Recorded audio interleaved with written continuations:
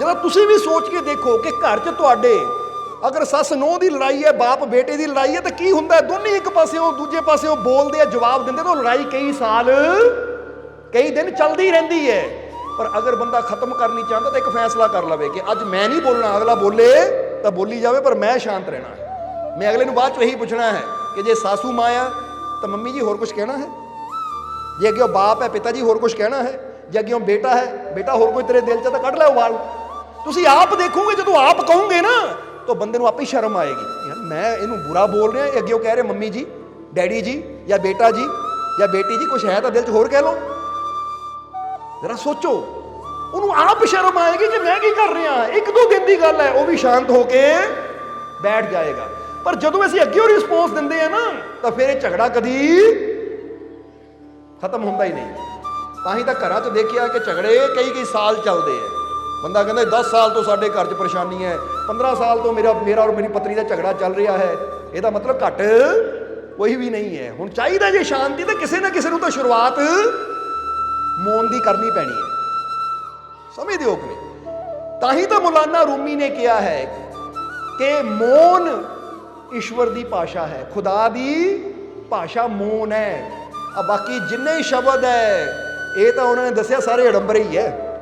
ईश्वर की असली भाषा तो मौन है।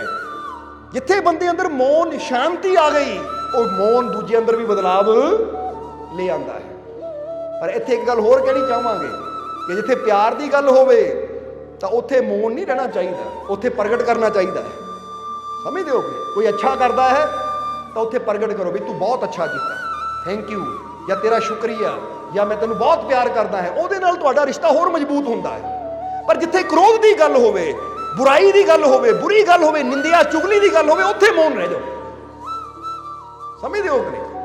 ताही तो किसी ने जाके हजूर मुहम्मद साहब तो पूछा सी कि महाराज मुक्ति किहड़ी चीज़ विच है, तो उसले हजूर ने कोई गल कही सी, मन समता नज़ा। जो किसी ने पूछा ना मोक्ष मुक्ति कितना इंसान को मिल सकती है, तो उन्होंने एक छोटा जिहा लफ्ज कहा, मन समता नज़ा। मन समता नज़ा का मतलब है, ये अरबी का लफ्ज है मन समता नज़ा, पर यदा हिंदी च मतलब कढ़िया जाए तो यह तर्जुमा यह है कि जो मौन रहा उसने मुक्ति मोक्ष को पा लिया। जो मौन रहा, मौन यानी चुप रह गया, उन्हें मुक्ति भी पा ली, मोक्ष भी पा लिया। मन समता नज़ा। हुण ये बड़ा छोटी जी लाइन दे विच हजूर ने उन्हें जवाब दिता कि मुक्ति का राज की है। हुण जे तुहाडे जीवन में दुख है, परेशानियां, झगड़े हो रहे हैं ना, और झगड़ियां तो मुक्ति चाहिए है, परेशानियां तो मुक्ति चाहिए है, तो समझ लो मन समता नज़ा कि मौन च मुक्ति है भाई दुखों तो। और मौन दे विच अगर 24 घंटिया चो अद्धा पौना घंटा मौन बह के मैडिटेशन करिए तो सानू मोक्ष भी मिल जाता है, क्योंकि मैडिटेशन के जरिए असी अपना कनैक्शन वो परम शक्ति नाल जोड़ते हैं जो सारे संसार नू सानू चला रही है, और वो नाल जुड़ के ही इंसान की मुक्ति है, मोक्ष है। इसलिए छोटी जी लाइन में हजूर की जवाब दे गए। इसलिए तुहानू भी ये गल कहांगे कि ये बचन सिर्फ सुनने नहीं है, अपने जीवन च अप्लाई करने हैं। जो लगे ना कि झगड़ा हो रहा तो फिर शांत हो जाओ भाई, मन समता नज़ा। अपने अंदर याद रखो कि हजूर ने, खुदा दे पैगंबर ने, पीरा फकीरा गुरुआ रहबरा ने इशारा किया है कि जो मौन रह गया उसने मोक्ष मुक्ति पा ली। तो जे मैनू भी झगड़िया तो मुक्ति चाहिए है, चाहे वो मेरा झगड़ा परिवार नाल है, चाहे किसी नाल भी है, तो मैं मौन रहा। जरा समझना। फिर इनू कहते क्ले माइंड। क्ले माइंड जिहड़ी चीज़ उहदे कोल जांदी है उहनूं वैटर करन दी कोशिश करदी है। समझ आ रही कि नहीं साडी गल?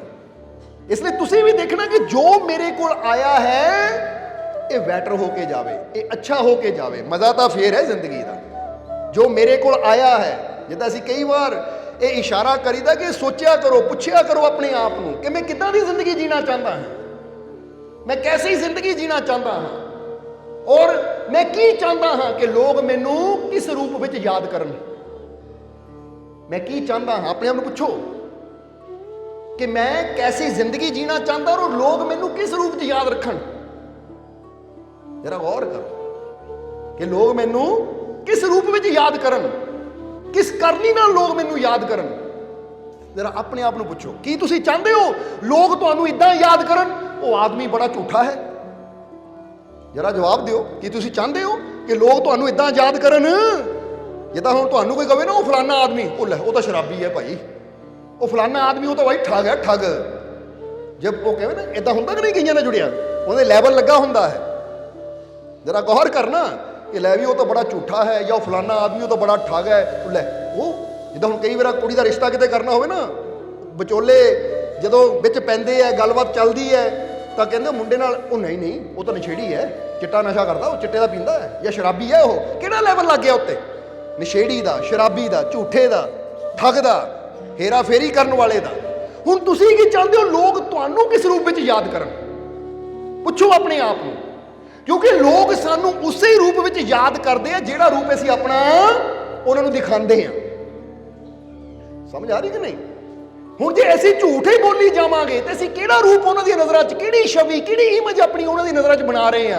ਅਸੀਂ ਝੂਠੇ ਦੀ ਛਵੀ ਬਣਾ ਰਹੇ ਆ। ਜਦੋਂ ਵੀ ਸਾਡੀ ਕਿਤੇ ਗੱਲ ਹੋਏਗੀ ਤਾਂ ਕਿੱਦਾਂ ਹੋਏਗੀ? ਉਹ ਭਾਈ ਉਹ ਬੰਦਾ ਬੜਾ ਝੂਠਾ ਹੈ, ਉਹ ਤੇ ਯਕੀਨ ਨਾ ਕਰਿਓ।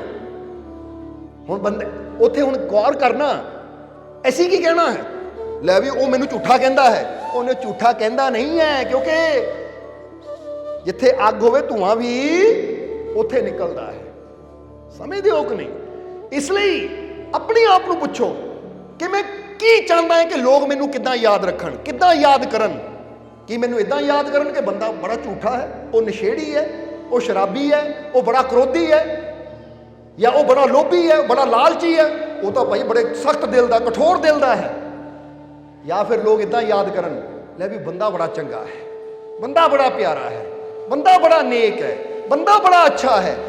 ਇੰਨੀ ਤੁਹਾਡੇ ਅੰਦਰ ਅੱਛਾਈ ਹੋਵੇ ਕਿ ਕੋਈ ਤੁਹਾਡੇ ਬਾਰੇ ਗੱਲ ਵੀ ਕਰੇ ਨਾ ਤਾਂ ਅੱਗਿਓਂ ਦੂਜਾ ਕਵੇ ਉਹ ਨਹੀਂ ਇਦਾਂ ਹੋ ਹੀ ਨਹੀਂ ਸਕਦਾ, ਮੈਂ ਉਹਨੂੰ ਜਾਣਦਾ, ਉਹ ਕਿੰਨਾ ਸੱਚਾ, ਉਹ ਕਦੀ ਝੂਠ ਬੋਲ ਹੀ ਨਹੀਂ ਸਕਦਾ। ਜਰਾ ਸਮਝਣਾ ਸਾਰਿਆਂ ਨੇ। ਕਹਿੰਦੇ ਜਦੋਂ ਹਜ਼ਰਤ ਅਬੂ ਬਕਰ ਨੂੰ ਪਹਿਲੀ ਵਾਰ ਪਤਾ ਲੱਗਾ ਸੀ, ਹਜ਼ੂਰ ਮੁਹੰਮਦ ਸਾਹਿਬ ਦੇ ਬੜੇ ਪਿਆਰੇ ਸੇਵਕ ਸੀ ਹਜ਼ਰਤ ਅਬੂ ਬਕਰ। ਹਜ਼ਰਤ ਅਬੂ ਬਕਰ ਬਚਪਨ ਤੋਂ ਹਜ਼ੂਰ ਮੁਹੰਮਦ ਨੂੰ ਜਾਣਦੇ ਸੀ, ਪਰ ਜਦੋਂ ਹਜ਼ੂਰ ਮੁਹੰਮਦ ਨੇ ਪੈਗੰਬਰੀ ਦਾ ਦਾਅਵਾ ਕੀਤਾ ਕਿ ਮੈਨੂੰ ਖੁਦਾ ਨੇ ਪੈਗੰਬਰ ਚੁਣਿਆ, ਤਾਂ ਮੱਕੇ 'ਚ ਕੋਈ ਮੰਨਦਾ ਨਹੀਂ ਸੀ, ਸਾਰੇ ਕਹਿੰਦੇ ਸੀ ਝੂਠੇ ਹੈ, ਯਾਨੀ ਕੋਈ ਯਕੀਨ ਕਰਨ ਨੂੰ ਤਿਆਰ ਨਹੀਂ ਹੁੰਦਾ ਸੀ। ਪਰ ਜਦੋਂ ਅਬੂ ਬਕਰ ਨੂੰ ਕਿਹਾ ਗਿਆ ਕਿ ਅਬੂ ਬਕਰ ਸੁਣਿਆ ਜਿਹੜਾ ਤੇਰਾ ਮਿੱਤਰ ਹੈ ਮੁਹੰਮਦ, ਉਹ ਆਪਣੇ ਆਪ ਨੂੰ ਖੁਦਾ ਦਾ ਪੈਗੰਬਰ ਕਹਿੰਦਾ ਹੈ।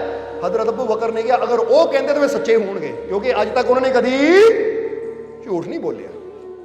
ਜਰਾ ਸਮਝਣਾ, ਕਿਉਂਕਿ ਇੰਨਾ ਯਕੀਨ ਸੀ ਕਿ ਉਹਨਾਂ ਦੀ ਬਾਣੀ ਤੇ, ਉਹਨਾਂ ਦੇ ਵਚਨਾਂ ਤੇ ਕਿ ਸਭ ਕੁਝ ਹੋ ਸਕਦਾ ਹੈ। ਪਰ ਮੇਰੇ ਦੋਸਤ ਹਜ਼ੂਰ ਮੁਹੰਮਦ ਕਦੀ ਝੂਠ ਨਹੀਂ ਬੋਲੇ, ਇਸ ਲਈ ਜੇ ਉਹਨਾਂ ਨੇ ਪੈਗੰਬਰ ਕਿਹਾ ਤਾਂ ਮੈਂ ਉਹਨਾਂ ਨੂੰ ਪੈਗੰਬਰ ਮੰਨਦਾ ਹਾਂ। ਕਹਿੰਦੇ ਆਦਮੀਆਂ 'ਚੋਂ ਸਭ ਤੋਂ ਪਹਿਲਾਂ ਈਮਾਨ ਲਿਆਉਣ ਵਾਲੇ ਹਜ਼ਰਤ ਅਬੂ ਬਕਰ ਸੀ।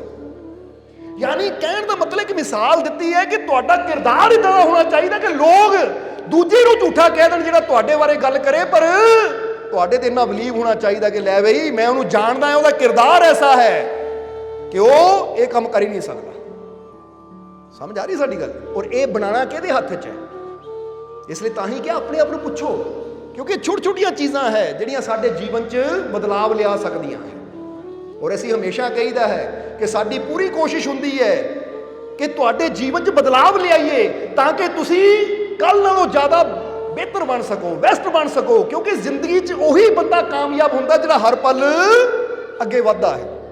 ਸਮਾਂ ਵੀ ਅੱਗੇ ਵੱਧ ਰਿਹਾ ਹੈ ਨਾ, ਤਾਂ ਸਮੇਂ ਦੇ ਨਾਲ ਨਾਲ ਜਿਹੜਾ ਅੱਗੇ ਆਪਣੇ ਆਪ ਨੂੰ ਵਧਾਉਂਦਾ ਹੈ, ਨਵੀਂ ਸਮਝ ਸਿੱਖਦਾ ਹੈ, ਨਵਾਂ ਗਿਆਨ ਸਿੱਖਦਾ ਹੈ, ਆਪਣੇ ਗੁਣਾਂ ਦੇ ਅੰਦਰ ਜਿਹੜਾ ਬੜੋਤਰੀ ਕਰਦਾ ਹੈ, ਜੀਵਨ 'ਚ ਕਾਮਯਾਬ ਵੀ ਉਹੀ ਹੁੰਦਾ ਹੈ। ਤਾਂ ਜਿਹੜਾ ਉੱਥੇ ਉਸੇ ਲੈਵਲ ਤੇ ਬੈਠਾ ਰਹਿੰਦਾ ਹੈ ਕਿ ਠੀਕ ਹੈ ਮੈਂ ਇੰਨਾ ਕੁ ਸਿੱਖ ਲਿਆ, ਬਹੁਤ ਹੈ ਮੇਰੇ ਵਾਸਤੇ, ਤਾਂ ਉਹ ਕਦੀ ਅੱਗੇ ਨਹੀਂ ਵੱਧ ਸਕਦਾ। ਇਸ ਲਈ ਜੇ ਤੁਸੀਂ ਆਪਣੇ ਜੀਵਨ ਦੇ ਅੰਦਰ ਬਦਲਾਵ ਲਿਆਣਾ ਤਾਂ ਪੁੱਛੋ ਕਿ ਲੋਕ ਮੈਨੂੰ ਕਿੱਦਾਂ ਯਾਦ ਕਰਨ, ਮੈਂ ਕੀ ਚਾਹੁੰਦਾ ਕਿ ਲੋਕ ਮੈਨੂੰ ਕਿੱਦਾਂ ਯਾਦ ਰੱਖਣ। ਬੋਲੋ, ਇਹ ਚਾਹੁੰਦੇ ਹੋ ਕਿ ਲੋਕ ਮੈਨੂੰ ਇਦਾਂ ਯਾਦ ਰੱਖਣ, ਉਹ ਆਦਮੀ ਬੜਾ ਅੱਛਾ ਹੈ, ਉਹ ਆਦਮੀ ਬੜਾ ਪਿਆਰਾ ਹੈ, ਉਹ ਆਦਮੀ ਬੜਾ ਸੱਚਾ ਹੈ, ਉਹ ਆਦਮੀ ਬੜਾ ਨੇਕ ਹੈ, ਉਹ ਆਦਮੀ ਹਮੇਸ਼ਾ ਖੁਸ਼ ਰਹਿਣ ਵਾਲਾ ਹੈ, ਚਾਹੁੰਦੇ ਹੋ? ਤਾਂ ਫਿਰ ਉਹਦੇ ਵਾਸਤੇ ਕਰਨਾ ਕੀ ਪਏਗਾ ਤੁਹਾਨੂੰ? ਹੁਣ ਇਹ ਤਾਂ ਕਦੀ ਹੋ ਨਹੀਂ ਸਕਦਾ ਕਿ ਤੁਸੀਂ ਝੂਠ ਬੋਲੋ ਤਾਂ ਲੋਕ ਤੁਹਾਨੂੰ ਕਹਿਣ ਉਹ ਆਦਮੀ ਬੜਾ ਸੱਚਾ ਹੈ।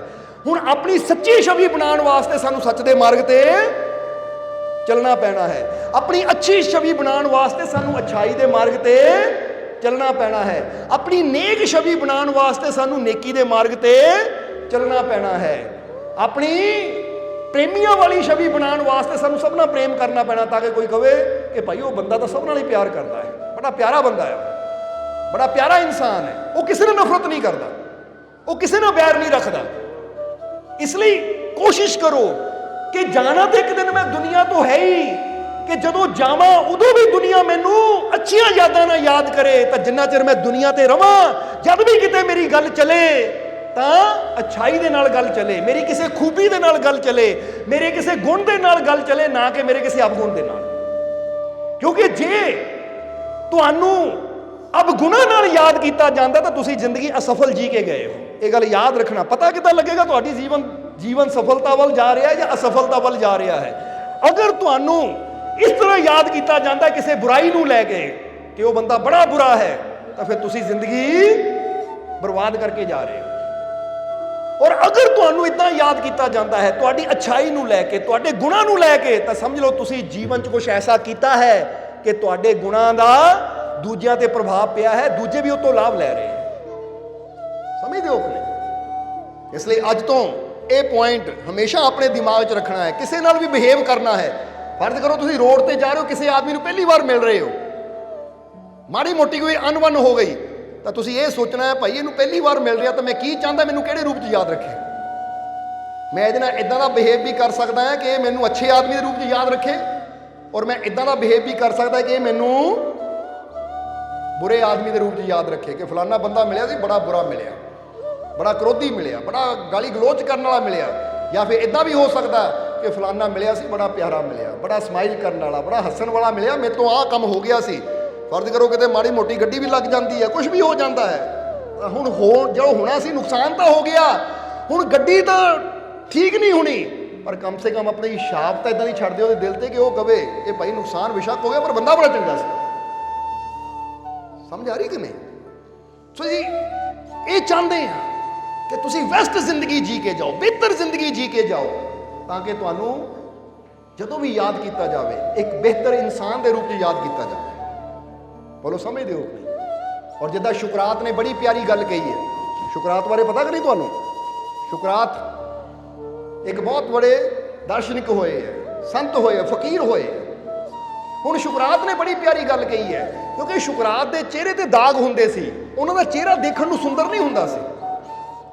उन्हां दा चेहरा जिद्दां कह लो बदसूरत सी, चेहरे ते जगह जगह दाग सी उन्हां दे, क्योंकि बचपन च उन्हां नूं एक बीमारी हो गई सी जिहदे करके फेस ते दाग पै गए सी। वो देखण नूं इन्ने सुंदर नहीं सी, पर वो हमेशा एक गल कहंदे हुंदे सी, जदों उन्होंने उस मंजिल नूं पाया तो उस तो बाद वो एक गल कहंदे सी कि मैं बाहरों बेशक करूप हाँ, मैं बाहरों बेशक करूप हाँ, पर मैं अंदरों बड़ा सुंदर हाँ। मैनू मिले बिना, मैनू सुने बिना, जरा ध्यान देना की कहंदे सी वो, मैनू मिले बिना, मैनू सुने बिना, मैनू समझे बिना कभी निर्णय ना लियो कि मैं कैसा है। समझ आ रही कि नहीं? क्योंकि कई बार की होंदा बंदा बाहरले रूप नूं देख के ही लै भी वो बड़ा सोहना है, बड़े सोहने कपड़े पाए, बड़े सुंदर कपड़े पाए, बड़ा रंग गोरा है, बड़ा इदां दा है, तो असीं सोच लेंदे बंदा बड़ा चंगा है। पर जदों उहनूं सुणदे आ, जदों उहनूं मिलदे आ, जदों उहनूं समझदे आ, फिर पता लगदा कि बाहरों कपड़ा ही सोहना है, अंदर तो कोई सुंदरता है ही नहीं।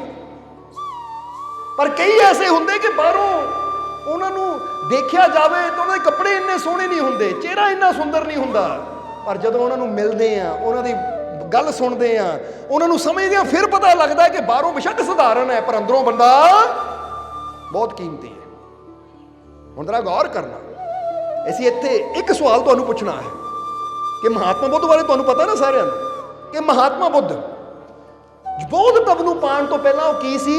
एक रियासत दे राजकुमार सी। जदों राजकुमार सी तां उन्हां दे तन ते राजियां वाले कीमती कपड़े हुंदे सी, गहणे हुंदे सी। समझदे हो कि नहीं? कीमती कपड़े, कीमती गहणे, पूरी ठाठ नाल रथ च जांदे सी, घोड़ियां ते जांदे सी, नाल सैनिक हुंदे सी। पर उस वेले उन्हां अगे कौन झुकदा सी? सिर्फ उन्हां दे सैनिक हथ जोड़ के खड़दे सी। वो भी हथ जोड़ के खड़दे, झुकदे नहीं सी, क्योंकि उस वेले सिर्फ उन्होंने बारी पहरावा सोहना सी, गहने सी, एक राजकुमार सी। पर जदों राजपाट छड्ड के जंगलों च जाके तप किया, तपस्या की, बंदगी की और उस आनंद नूं पाया, अंदरों बेहतर हो गए, तो फिर जिथे भी जाते सी, चाहे किसी नूं पता हुंदा सी ये कौन है कि नहीं, उन्होंने देख के ही लोगों के सिर झुक जाते सी। ਉਹਨਾਂ ਨੂੰ ਦੇਖ ਕੇ ਲੋਕ ਸਿਰ ਝੁਕਾ ਦਿੰਦੇ ਸੀ ਕਿ ਕੋਈ ਅੱਛੀ ਜੋਤ ਆ ਰਹੀ ਹੈ, ਕੋਈ ਅੱਛਾ ਪ੍ਰਕਾਸ਼ ਆ ਰਿਹਾ ਹੈ। ਇੱਥੋਂ ਕੀ ਪਤਾ ਲੱਗਦਾ ਹੈ ਕਿ ਜਦੋਂ ਤੁਸੀਂ ਅੰਦਰੋਂ ਅੱਛੇ ਹੋ ਜਾਂਦੇ ਹੋ ਫਿਰ ਦੁਨੀਆ ਤੇ ਤੁਹਾਡੀ ਕੀਮਤ ਪੈਂਦੀ ਹੈ। ਜਦੋਂ ਤੱਕ ਤੁਹਾਡੇ ਕੱਪੜੇ ਹੀ ਅੱਛੇ ਹੈ, ਤੁਹਾਡੇ ਗਹਿਣੇ ਹੀ ਅੱਛੇ ਹੈ, ਪਰ ਤੁਹਾਡੇ ਅੰਦਰ ਅੱਛਾ ਹੀ ਨਹੀਂ, ਤਾਂ ਉਹ ਕੋਈ ਸੁੰਦਰਤਾ ਨਹੀਂ ਹੈ। ਅਸਲੀ ਸੁੰਦਰਤਾ ਸ਼ੁਕਰਾਤ ਕਹਿੰਦੇ ਅੰਦਰ ਦੀ ਹੈ। ਸਮਝ ਆ ਰਹੀ ਕਿ ਨਹੀਂ? ਇਸ ਲਈ ਤੁਸੀਂ ਆਪਣੇ ਆਪ ਨੂੰ ਚੈੱਕ ਕਰੋ ਕਿ ਮੇਰੇ ਕੱਪੜੇ ਸੋਹਣੇ ਹੈ, ਕਿ ਮੇਰੀ ਗੱਡੀ ਸੋਹਣੀ ਹੈ, ਮੇਰਾ ਮਕਾਨ ਹੀ ਸੋਹਣਾ, ਜੇ ਮੈਂ ਆਪ ਵੀ ਅੰਦਰੋਂ, ਕਿਉਂਕਿ ਆਪਣੇ ਆਪ ਨੂੰ ਤਾਂ ਪਤਾ ਹੀ ਹੁੰਦਾ ਅੰਦਰੋਂ ਕੀ ਹੈ। ਹੁਣ ਅਸੀਂ ਜਿੱਦਾਂ ਕੋਸ਼ਿਸ਼ ਕਰੀਦੀ ਹੈ ਕਿ ਕੱਪੜਾ ਵਧੀਆ ਹੋਵੇ, ਮਕਾਨ ਵਧੀਆ ਹੋਵੇ, ਗੱਡੀ ਵਧੀਆ ਹੋਵੇ, ਇੱਦਾਂ ਹੀ ਕੋਸ਼ਿਸ਼ ਕਰਨੀ ਕਿ ਮੇਰਾ ਸੁਭਾਅ ਵੀ, ਮੈਂ ਅੰਦਰੋਂ ਵੀ ਅੱਛਾ ਹੋਵਾਂ, ਬੜੀਆ ਹੋਵਾਂ। ਕਿਉਂਕਿ ਇੱਕ ਗੱਲ ਹਮੇਸ਼ਾ ਯਾਦ ਰੱਖਣਾ ਕਿ ਬਾਹਰਲੀ ਸੁੰਦਰਤਾ ਥੋੜੀ ਦੇਰ ਵਾਸਤੇ ਸਿਰਫ ਇਨਸਾਨ ਨੂੰ ਆਕਰਸ਼ਿਤ ਕਰਦੀ ਹੈ, ਪਰ ਜਦੋਂ ਤੁਸੀਂ ਅੰਦਰੋਂ ਸੋਹਣੇ ਹੋ ਜਾਂਦੇ ਹੋ ਨਾ, ਤਾਂ ਉਹ ਸੁੰਦਰਤਾ ਪਰਮਾਤਮਾ ਨੂੰ ਆਪਣੀ ਤਰਫ ਖਿੱਚਦੀ ਹੈ। ਔਰ ਜਦ ਤੱਕ ਦੁਨੀਆ ਰਹਿੰਦੀ ਹੈ ਤੁਹਾਡਾ ਨਾਮ ਵੀ ਦੁਨੀਆ ਤੇ ਰਹਿੰਦਾ ਹੈ, ਜੇ ਤੁਸੀਂ ਅੰਦਰੋਂ ਅੱਛੇ ਹੋ। ਸਮਝਦੇ ਹੋ ਕਿ ਜਿਹਦਾ ਇੱਥੇ ਬਾਹਰਲੀ ਸੁੰਦਰਤਾ ਔਰ ਅੰਦਰ ਦੀ ਸੁੰਦਰਤਾ ਦੀ ਗੱਲ ਕਰੀਏ ਥੋੜੀ ਜਿਹੀ, ਕਿ ਹੁਣ ਫਰਜ਼ ਕਰੋ ਇੱਕ ਬਹੁਤ ਸੁੰਦਰ ਹੀਰੋਇਨ ਜਾਂ ਹੀਰੋ ਸੀ, ਮਾਡਲ ਸੀ ਕੋਈ ਬਹੁਤ ਸੁੰਦਰ, ਸਮਝਦੇ ਹੋ ਕਿ ਨਹੀਂ? 60 ਦੇ ਦਸ਼ਕ 'ਚ, 70 ਦੇ ਦਸ਼ਕ 'ਚ, ਅੱਜ ਕਿੰਨਾ ਕੁ ਉਹਨੂੰ ਲੋਕ ਯਾਦ ਕਰਦੇ ਆ। ਪਰ ਬੁੱਲੇ ਸ਼ਾਹ ਨੂੰ ਜਾਣਦੇ ਹੋ ਤੁਸੀਂ? ਜਾਣਦੇ ਹੋ ਕਿ ਨਹੀਂ? ਮੀਰਾ ਬਾਈ ਨੂੰ ਜਾਣਦੇ ਹੋ ਕਿ ਨਹੀਂ? ਨਾਮ ਸੁਣਿਆ ਕਿ ਨਹੀਂ ਮੀਰਾ ਬਾਈ ਦਾ? ਬੁੱਲੇ ਸ਼ਾਹ ਦਾ ਨਾਮ ਸੁਣਿਆ, ਮੀਰਾ ਬਾਈ ਦਾ ਨਾਮ ਸੁਣਿਆ, ਸਹਿਜੋ ਬਾਈ ਦਾ ਹੁਣੇ ਸੁਣ ਲਿਆ, ਫਿਰ ਮਹਾਤਮਾ ਬੁੱਧ ਦਾ ਨਾਮ ਸੁਣਿਆ ਹੈ, ਫਿਰ ਹੋਰ ਕਿੰਨੇ, ਅਮੀਰ ਖੁਸਰੋ ਦਾ ਨਾਮ ਸੁਣਿਆ ਹੈ, ਸ਼ੁਕਰਾਤ ਦਾ ਨਾਮ ਸੁਣਿਆ ਹੈ, ਸੁਣਿਆ ਕਿ ਨਹੀਂ? ਅਰਸਤੂ ਦਾ ਨਾਮ ਸੁਣਿਆ ਹੈ। ਕਿੰਨੇ ਐਸੇ ਹੈ ਜਿਹੜੇ ਕਿ ਫਿਜ਼ੀਕਲੀ ਤੌਰ ਤੇ ਸੁੰਦਰ ਨਹੀਂ ਸੀ, ਪਰ ਉਹਨਾਂ ਦੀ ਕਰਨੀ ਇੰਨੀ ਅੱਛੀ ਸੀ ਕਿ ਅੱਜ ਦੁਨੀਆ ਤੇ ਬੇਸ਼ੱਕ ਨਹੀਂ ਰਹੇ, ਪਰ ਅੱਜ ਵੀ ਉਹਨਾਂ ਦੀ ਸੋਚ, ਉਹਨਾਂ ਦਾ ਵਿਚਾਰ ਦੁਨੀਆ ਤੇ ਜਿੰਦਾ ਹੈ। ਤਾਂ ਹੀ ਤਾਂ ਸ਼ੁਕਰਾਤ ਕਹਿੰਦੇ ਸੀ, ਜਦੋਂ ਜ਼ਹਿਰ ਦਾ ਪਿਆਲਾ ਤਿਆਰ ਕੀਤਾ ਜਾ ਰਿਹਾ ਸੀ ਉਹਨਾਂ ਵਾਸਤੇ, ਤਾਂ ਸ਼ੁਕਰਾਤ ਮੁਸਕਰਾ ਰਹੇ ਸੀ। ਤਾਂ ਜੱਲਾਦ ਨੇ ਕਿਹਾ, ਮਹਾਰਾਜ ਤੁਹਾਨੂੰ ਜ਼ਹਿਰ ਦੇਣ ਲੱਗੇ, ਤੁਹਾਨੂੰ ਡਰ ਨਹੀਂ ਲੱਗਦਾ? ਤੁਸੀਂ ਮਰ ਜਾਓਗੇ? ਤਾਂ ਉਸ ਵੇਲੇ ਸ਼ੁਕਰਾਤ ਨੇ ਬੜੀ ਪਿਆਰੀ ਆਖਰੀ ਲਾਈਨ ਕਹੀ ਸੀ, ਉਹ ਕਹਿੰਦੇ ਮੇਰਾ ਸਰੀਰ ਮਰਨਾ ਹੈ, ਮੇਰੇ ਵਿਚਾਰ ਹਮੇਸ਼ਾ ਜਿੰਦਾ ਰਹਿਣਗੇ। ਕੀ ਰਹਿਣਗੇ? ਮੇਰੇ ਵਿਚਾਰ। ਤਾਂ ਹੀ ਤਾਂ ਅੱਜ ਸ਼ੁਕਰਾਤ ਦੀ ਅੱਜ ਵੀ ਗੱਲ ਹੋ ਰਹੀ ਹੈ। ਗੁਰੂ ਰਹਿਬਰ ਵਜੂਦੀ ਤੌਰ ਤੇ ਦੁਨੀਆ ਤੋਂ ਚਲੇ ਗਏ, ਪਰ ਅੱਜ ਵੀ ਉਹਨਾਂ ਦੀ ਬਾਣੀ ਜਾਂ ਗੁਰੂਆਂ ਰਹਿਬਰਾਂ ਦੇ ਵਚਨ ਅੱਜ ਵੀ ਘਰ ਘਰ ਪੜ੍ਹੇ ਜਾਂਦੇ ਹੈ। ਕਬੀਰ ਸਾਹਿਬ ਦੇ ਸ਼ਲੋਕ ਪੜ੍ਹੇ ਜਾਂਦੇ ਹੈ, ਸ਼੍ਰੀ ਗੁਰੂ ਰਵਿਦਾਸ ਜੀ ਦੀ ਬਾਣੀ ਪੜ੍ਹੀ ਜਾਂਦੀ ਹੈ, ਜਾਂ ਹਜ਼ੂਰ ਮੁਹੰਮਦ ਸਾਹਿਬ ਨੇ ਜੋ ਕੁਰਾਨ ਦਾ ਉਚਾਰਨ ਕੀਤਾ ਸੀ ਉਹਦੀ ਘਰ ਘਰ ਤਿਲਾਵਤ ਹੁੰਦੀ ਹੈ। ਯਾਨੀ ਜਿਹੜਾ ਵੀ ਉਹਨਾਂ ਨਾਲ ਜੁੜਿਆ ਉਹਨਾਂ ਨੂੰ ਯਾਦ ਕਰਦਾ ਹੈ। ਇਹ ਉਹਨਾਂ ਦੇ ਵਿਚਾਰ ਹੈ ਜੋ ਅੱਜ ਵੀ ਸਾਨੂੰ ਰਸਤਾ ਦਿਖਾ ਰਹੇ ਹੈ। ਅੱਜ ਬੰਦਾ ਕੀ ਕਰਦਾ ਹੈ? ਸਰੀਰ ਤੇ ਜ਼ੋਰ ਲਾਈ ਜਾਂਦਾ ਹੈ ਕਿ ਸਰੀਰ ਨੂੰ ਮੈਂ ਅੱਛੇ ਕੱਪੜੇ ਦੇ ਦੇਵਾਂ, ਅੱਛਾ ਭੋਜਨ ਦੇ ਦੇਵਾਂ। ਇਹ ਤਾਂ ਅੱਜ ਹੈ, ਕੱਲ ਨੂੰ ਨਹੀਂ ਹੋਣਾ। ਆਪਣੇ ਵਿਚਾਰਾਂ ਤੇ ਕਿਉਂ ਨਹੀਂ ਜ਼ੋਰ ਲਾਉਂਦੇ ਕਿ ਆਪਣੇ ਵਿਚਾਰ ਅੱਛੇ ਕਰਾਂ ਮੈਂ, ਤਾਂ ਕਿ ਜਦ ਤੱਕ ਇਹ ਦੁਨੀਆ ਰਹੇ ਮੇਰੇ ਵਿਚਾਰਾਂ ਨੂੰ ਵੀ ਯਾਦ ਕੀਤਾ ਜਾਵੇ। ਕਿਉਂਕਿ ਤੁਹਾਡੀ ਯਾਦ ਜਦ ਵੀ ਰਹਿਣੀ ਹੈ ਨਾ, ਸਰੀਰ ਨੂੰ ਲੈ ਕੇ ਨਹੀਂ ਰਹਿਣੀ, ਵਿਚਾਰਾਂ ਨੂੰ ਲੈ ਕੇ ਰਹਿਣੀ ਹੈ। ਜਿਸਮ ਜਿੰਨਾ ਮਰਜ਼ੀ ਸੁੰਦਰ ਹੋਵੇ, ਜਦੋਂ ਮਰ ਗਏ ਮਹੀਨੇ 2 ਮਹੀਨੇ, ਸਾਲ 2 ਸਾਲ ਬਾਅਦ ਘਰ ਦੇ ਵੀ ਤਸਵੀਰ ਦੇਖ ਕੇ ਯਾਦ ਕਰਨਗੇ, ਉੱਦਾਂ ਨਹੀਂ ਯਾਦ ਆਏਗੀ ਉਹਨਾਂ ਨੂੰ।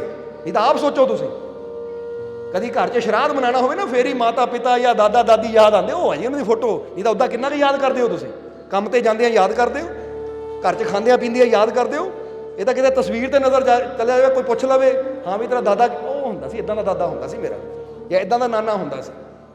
ਜਰਾ ਸਮਝੋ ਸਾਰੇ ਜੀ, ਬੋਡੀ ਸਾਡੀ ਜੈਸੀ ਮਰਜ਼ੀ ਹੋਵੇ। ਇਹ ਜਿੱਦਾਂ ਹੁਣ ਫਰਜ਼ ਕਰੋ, ਅੱਜ ਕਿੰਨੀ ਤਰੀਕ ਹੈ?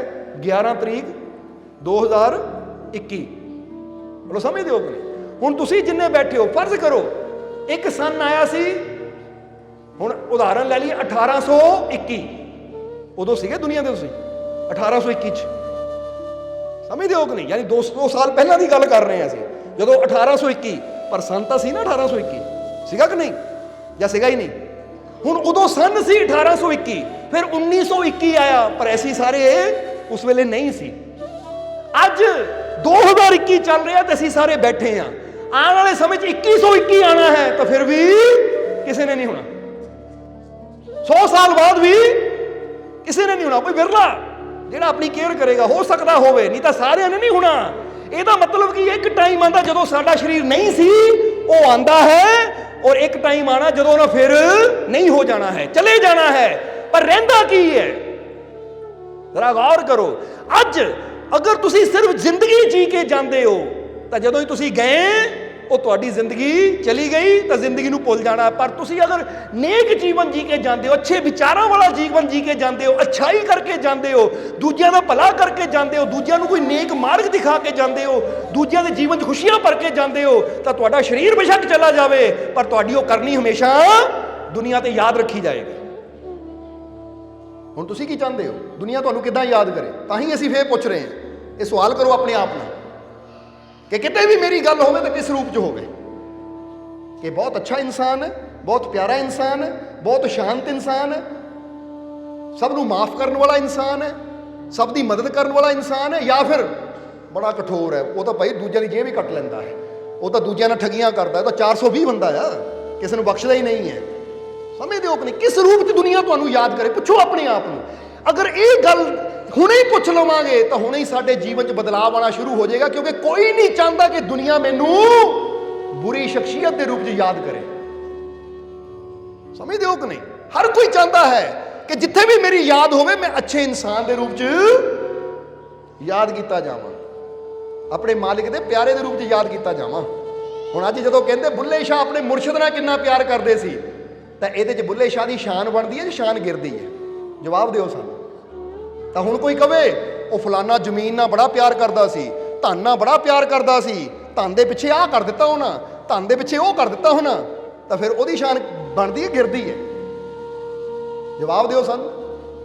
ਹੁਣ ਕਹਿਣ ਦਾ ਮਤਲਬ ਕੀ ਹੈ ਕਿ ਇਨਸਾਨ ਜਦੋਂ ਉਹ ਕਰਮ ਕਰਦਾ ਹੈ ਜੋ ਅੱਛਾ ਹੋਵੇ ਤਾਂ ਫੇਰ ਹੀ ਉਹ ਕਰਮ ਨਾਲ ਜੁੜ ਕੇ ਉਹਦੀ ਇੱਜ਼ਤ ਵੱਧ ਜਾਂਦੀ ਹੈ, ਤਾਂ ਜਦੋਂ ਉਹ ਕਰਮ ਕਰਦਾ ਹੈ ਜਿਹੜਾ ਕਰਮ ਬੁਰਾ ਹੋਵੇ ਤਾਂ ਉਹਦੇ ਨਾਲ ਜੁੜ ਕੇ ਉਹਦੀ ਇੱਜ਼ਤ ਘਟ ਜਾਂਦੀ ਹੈ। ਇਸ ਲਈ ਸਹਿਜੋ ਬਾਈ ਕਹਿੰਦੀ ਹੈ, ਹੁਣ ਆ ਜੀ ਉਹ ਸ਼ਲੋਕ ਦੀ ਤਰਫ ਸਮਝਣਾ ਜ਼ਰਾ, ਕਿ ਸਤਸੰਗ ਪ੍ਰੇਮੀ ਐਸਾ ਚਾਹੀਏ ਜੈਸੀ ਮਾਟੀ ਹੋਏ। ਹੁਣ ਅਗਲੀ ਲਾਈਨ 'ਚ ਕੀ ਕਹਿੰਦੀ ਹੈ? ਕਿਉਂ ਸਹਿਜੋ ਬਾਈ ਕਹਿੰਦੀ ਕਿ ਇਦਾਂ ਦਾ ਇਨਸਾਨ ਚਾਹੀਦਾ ਜਿੱਦਾਂ ਮਿੱਟੀ ਹੈ? ਉਹਦਾ ਕਾਰਨ ਕੀ ਹੈ? ਕਿ ਸਤਸੰਗ ਪ੍ਰੇਮੀ ਐਸਾ ਚਾਹੀਏ ਜੈਸੀ ਮਾਟੀ ਹੋਏ, ਆਪਾ ਸੌਂਪੇ ਕੁम्हार को तब भलो कुछ होए। ਉਹ ਕਹਿੰਦੇ ਮਿੱਟੀ ਵਾਲਾ ਗੁਣ ਹੋਣਾ ਚਾਹੀਦਾ, ਜਿੱਦਾਂ ਮਿੱਟੀ ਹੈ ਨਾ ਉਹ ਆਪਣੇ ਆਪ ਨੂੰ ਕੁम्हार ਦੇ ਹਵਾਲੇ ਕਰ ਦਿੰਦੀ ਹੈ, ਫਿਰ ਨਹੀਂ ਕਹਿੰਦੀ ਕਿ ਇਦਾਂ ਕਰ ਜਾਂ ਉਦਾਂ ਕਰ। ਫਿਰ ਕਹਿੰਦੀ ਹੁਣ ਜੋ ਤੂੰ ਬੈਟਰ ਕਰ ਸਕਦਾ ਨਾ ਆਪਣੇ ਆਪ ਨੂੰ ਤੇਰੇ ਹਵਾਲੇ ਕਰ ਦਿੱਤਾ, ਹੁਣ ਜੋ ਮੇਰਾ ਬੈਸਟ ਹੋ ਸਕਦਾ ਬੈਸਟ ਬਣਾ ਦੇ। ਕਦੀ ਮਿੱਟੀ ਕਹਿੰਦੀ ਹੈ ਲੈ ਵੀ ਮੈਂ 1 ਕਿਲੋ ਮਿੱਟੀ ਹਾਂ ਤਾਂ ਮੇਰਾ ਪਿਆਲਾ ਹੀ ਬਣਨਾ ਚਾਹੀਦਾ ਹੈ, ਮੇਰੀ ਸੁਰਾਹੀ ਬਣਨੀ ਚਾਹੀਦੀ ਹੈ, ਮੇਰਾ ਘੜਾ ਹੀ ਬਣਨਾ ਚਾਹੀਦਾ, ਕੁਝ ਹੋਰ ਨਾ ਬਣੇ? ਇਦਾਂ ਕਹਿੰਦੀ ਹੈ ਮਿੱਟੀ?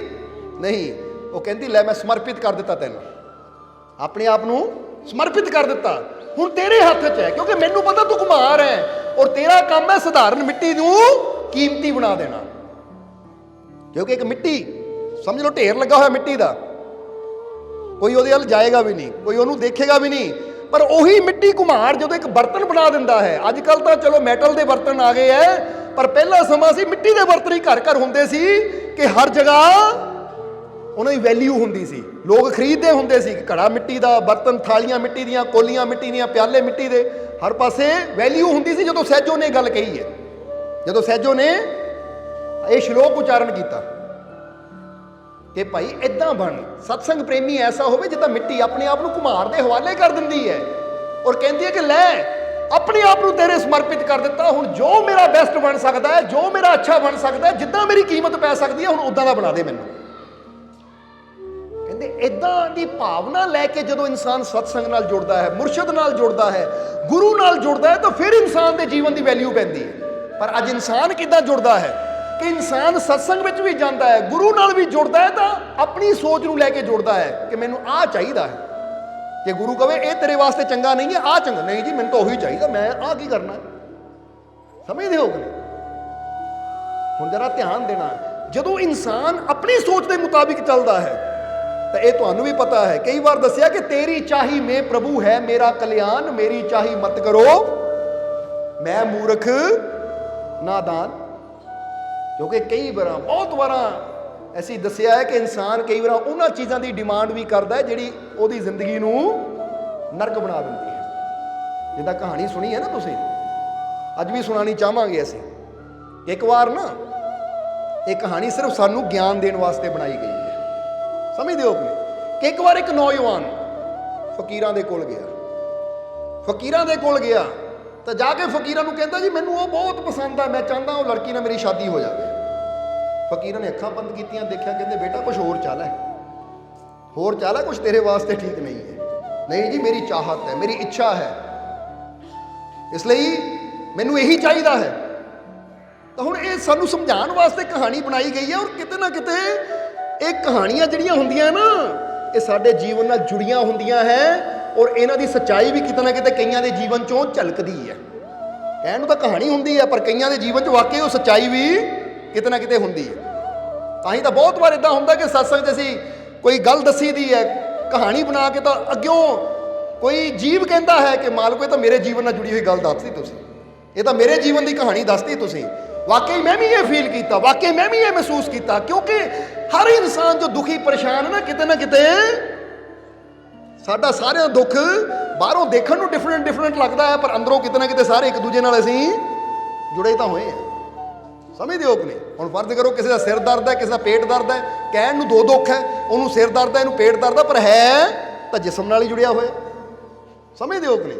ਇੱਕ ਕਹਿੰਦਾ ਮੇਰੀ ਦੁਕਾਨ ਨਹੀਂ ਚੱਲਦੀ, ਦੂਜਾ ਕਹਿੰਦਾ ਮੇਰਾ ਬੱਚੇ ਦੀ ਸ਼ਾਦੀ ਨਹੀਂ ਹੁੰਦੀ। ਕਹਿਣ ਨੂੰ ਅਲੱਗ-ਅਲੱਗ ਦੁੱਖ ਹੈ, ਪਰ ਹੈ ਤਾਂ ਮਾਨਸਿਕ ਹੀ ਦੁੱਖ ਹੈ ਨਾ। ਉਹ ਵੀ ਚਿੰਤਿਤ ਹੈ, ਉਹ ਵੀ ਚਿੰਤਿਤ ਹੈ।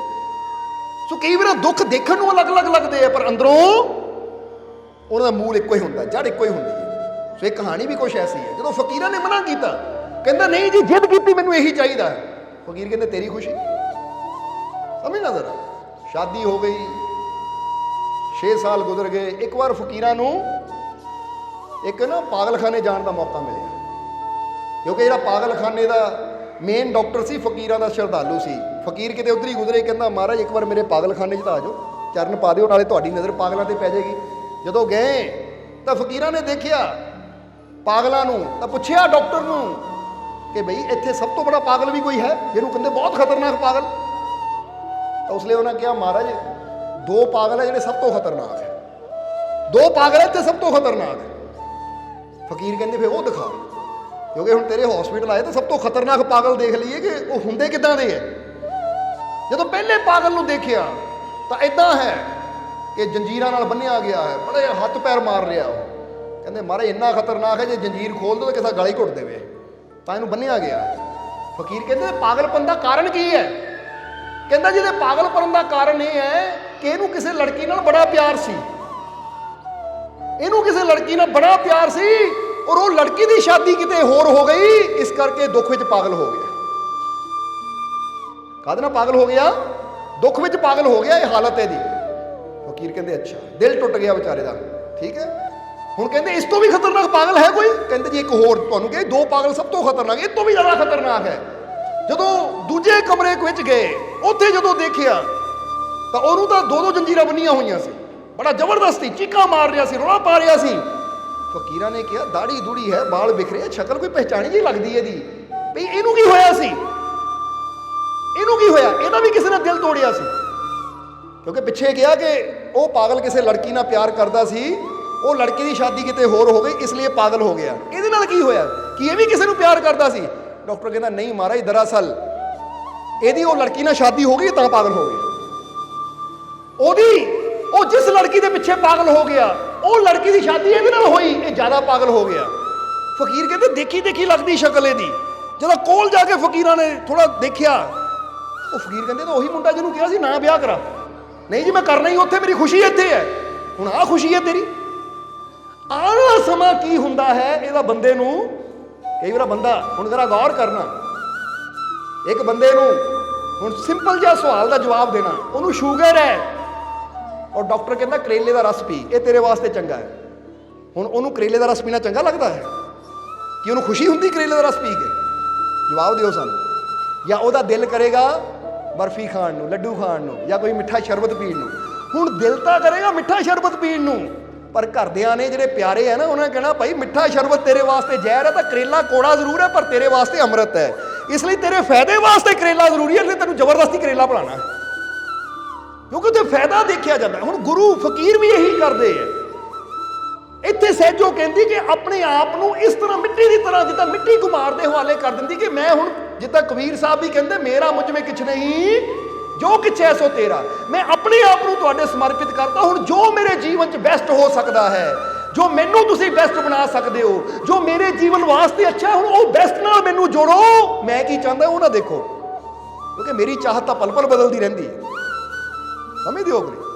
ਤੁਸੀਂ ਹੁਣੇ ਹੀ ਕਹਿੰਦੇ ਹੋ ਕਿ ਮੇਰੀ ਚਾਹਤ ਹੈ ਕਿ ਮੈਂ ਮਿੱਠਾ ਖਾਵਾਂ, ਤਾਂ ਕੋਈ ਹੁਣ ਤੁਹਾਡੇ ਸਾਹਮਣੇ ਲਿਆ ਕੇ ਕਿਲੋ 2 ਕਿਲੋ ਮਿੱਠਾ ਰੱਖ ਦੇਵੇ, ਲੈ ਖਾ ਲਾ, ਹੁਣ ਖਾ ਲਾ ਖਾ ਲਾ, ਤਾਂ ਉਹ ਕਿਲੋ ਮਿੱਠਾ ਖਾਣਾ ਹੀ ਔਖਾ ਹੋ ਜਾਏਗਾ, ਤੁਹਾਨੂੰ ਨਫ਼ਰਤ ਹੋ ਜਾਏਗੀ।